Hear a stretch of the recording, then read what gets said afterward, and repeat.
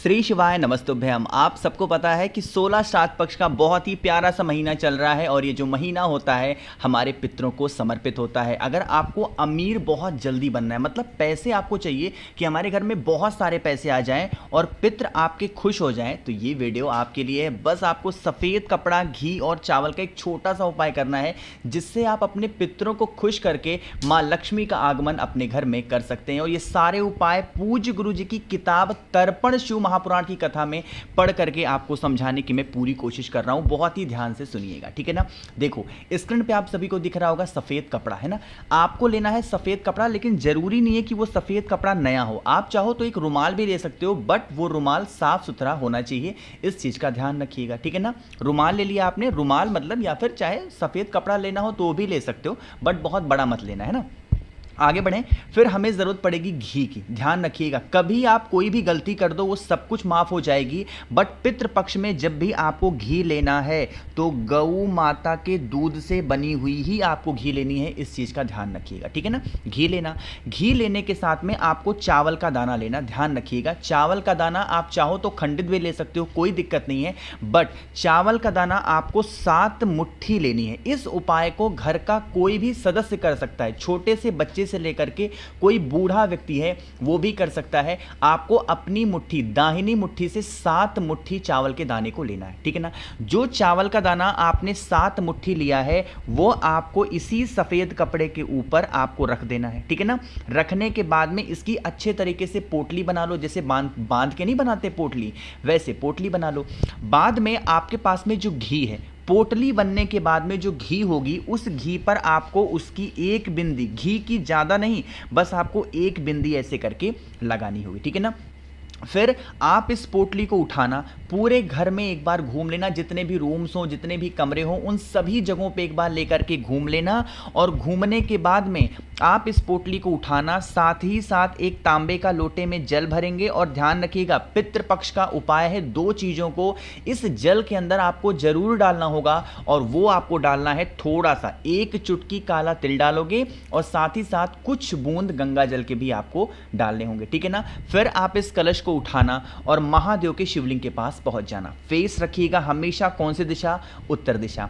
ध्यान रखेंगे, जो आपने सफेद कपड़ा लिया है, आप चाहो तो मंदिर जाओ या फिर अपने घर पे कर रहे हो तो महादेव के शिवलिंग को टच करा देना उस कपड़े को और अपने पास रखेंगे। टच कराने के बाद में जो आपके पास में एक तांबे के लोटे में जल है जिसके अंदर काला तिल है, जिसके अंदर आपने गंगा जल को डाल रखा है, यहां पे पितृ देवता का स्मरण करेंगे। अब यहां पे आज मैं पितृ देवता का नाम नहीं बताऊंगी, जितनी वीडियो मैंने अभी तक बनाई है सभी में पितृ देवता का नाम बताया है। अब अगर आपको पितृ देवता का नाम पता है तो नीचे कमेंट सेक्शन में जरूर बताएंगे, ठीक है ना। पितृ देवता का नाम लेकर के आपको जल महादेव के शिवलिंग के ऊपर समर्पित करना है। बात आती है भैया, जो पोटली है जिसमें अंदर हमने 7 मुट्ठी चावल के दाने लिए हैं, उसे क्या करेंगे? आप उस 7 मुट्ठी चावल वाली पोटली को जो भी आपको लगे कि ये जरूरतमंद है, चाहे वो ब्राह्मण हो चाहे वो कोई सा भी हो, आप उन्हें दान दे देंगे। यकीन मानिए, इससे जो पितृ होते हैं वो तृप्त होते हैं, कभी आपको परेशान नहीं करते। और इस उपाय मात्र करने से आपके घर में माँ लक्ष्मी का आगमन होना स्टार्ट हो जाएगा और पितृ दोष तो कभी आपके घर में होगा ही नहीं। बहुत आसान सा ये उपाय था, करना जरूर है सभी को, कुछ नया नहीं चाहिए इसमें, सब कुछ आपको पुराना के साथ कर सकते हो, ठीक है ना। पहला उपाय समझ में आ गया। आगे बढ़ते हैं श्राद्ध पक्ष में करने वाले हम लोग अपने दूसरे उपाय की तरफ। बहुत ही कम दिन इस टाइम बचे हुए हैं पितृपक्ष में, जितने दिन बचे हुए हैं किसी भी दिन उपाय कर सकते हैं। उसके लिए आपको लेना होगा इस उपाय के लिए जौ के आटा, ज़्यादा नहीं, मात्र 1 चुटकी जौ का आटा लोगे। बात करते हैं इस उपाय के फायदे क्या होंगे। जब भी हम कोई भी आटे का उपाय करते हैं तो अपने घर में, अपने परिवार की खुशियों के लिए हमें करना होता है कि भैया हमारे फैमिली में, परिवार में संकट बहुत ज़्यादा है, हम लोग बहुत चिंतित रहते हैं, परेशान रहते हैं, क्या करें? इस उपाय को करना होगा, 1 चुटकी जौ का आटा लेना, ठीक है ना। जौ का आटा लेने के साथ में पितृपक्ष का उपाय है तो क्या ज़रूरी होता है? गंगा जल, तो थोड़ा सा गंगा जल भी लेंगे। अब इसको लेने के साथ ही साथ महादेव की एक बहुत ही प्रिय चीज आपको लेनी है, वो है एक बेलपत्र, ठीक है ना। बहुत ही प्यारी सी हो, सुंदर सी हो। इन सभी चीज़ों को लेंगे। एक छोटी सी कटोरी लेना, एक छोटा सा ग्लास लेना, चाहे तो लोटा भी ले सकते हो। उस लोटे के अंदर आपको क्या करना है, जो एक चुटकी आपने जौ का आटा लिया है उसको डाल देंगे, गंगा जल डाल देंगे और जल आपको इसी कलश के अंदर डालना होगा।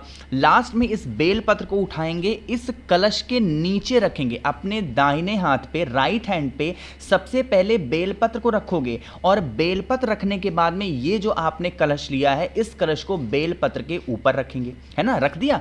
रखने के बाद में जितने भी कमरे हों आपके घर में, जितने भी रूम्स हों, आपको पितृ देवता का स्मरण करते हुए पूरे घर में घूम लेना। नाम बता रहा हूं, क्या नाम होगा, पितृ देवता का नाम है अर्यमन। क्या नाम होता है, अर्यमन के नाम से पूरे अपने जितने भी कमरे हैं सभी जगह घूम के पहुंच जाना महादेव के शिवलिंग के पास में। कोशिश करेंगे मंदिर में करने की, नहीं कर पाते हो मंदिर में तो घर पे भी कर सकते हो, सुबह शाम दोपहर जब मन जिए कर लेना। सबसे पहला काम करेंगे, जो एक बेलपत्र है उस बेलपत्र को उठा करके माता अशोक सुंदरी के स्थान पे समर्पित करना। समर्पित कर दिया। अब आपके पास में एक तांबे के लोटे में जल होगा, उस जल को महादेव के शिवलिंग के ऊपर सबसे पहले माता अशोक सुंदरी के स्थान पे आधा चढ़ाओगे और आधा जल महादेव के शिवलिंग के ऊपर जो भी व्यक्ति समर्पित कर देता है इस पितृ पक्ष के दौरान पे, उनके घर में कभी पितृ दोष नहीं लगता। और आपको पता होना चाहिए कि अगर जिस भी व्यक्ति के घर में पितृ दोष नहीं होता उनकी फैमिली हमेशा खुश रहती है, उनके परिवार की हमेशा तरक्की होती रहती है। तो आपको इस उपाय को करना ही करना है। दो उपाय आपको समझ में आ गए होंगे। आगे बढ़ते हैं अब इस वीडियो के हम लोग अपने तीसरे उपाय की तरफ, और ये जो तीसरा उपाय है ये होगा लड़ाई झगड़ों को लेकर, है ना। जैसे आज के टाइम पे कोई भी ऐसी फैमिली नहीं, कोई भी ऐसा परिवार नहीं जिसके घर में लड़ाई ना हो। तो दो छोटी मोटी लड़ाइयाँ, छोटी मोटी नोकझोंक, ये सब चलता है, हर परिवार में होती है। लेकिन कभी कभी क्या होता है कि वो चीज़ें इरिटेटिंग होती हैं, बर्दाश्त के बाहर हो जाती हैं। तो आपको क्या करना है इस उपाय को, लेकिन छोटा सा काम और करेंगे, जल्दी से करिए वीडियो को लाइक, जिसने अभी तक चैनल को सब्सक्राइब नहीं किया करिएगा चैनल को सब्सक्राइब, ठीक है ना। देखो स्क्रीन पे आपको क्या दिख रहा है, लाल चंदन। तो आपको बहुत ज़्यादा नहीं, बस एक चुटकी आपको लाल चंदन की ज़रूरत होगी। सूखा लाल चंदन लेंगे, गीला मत लेना।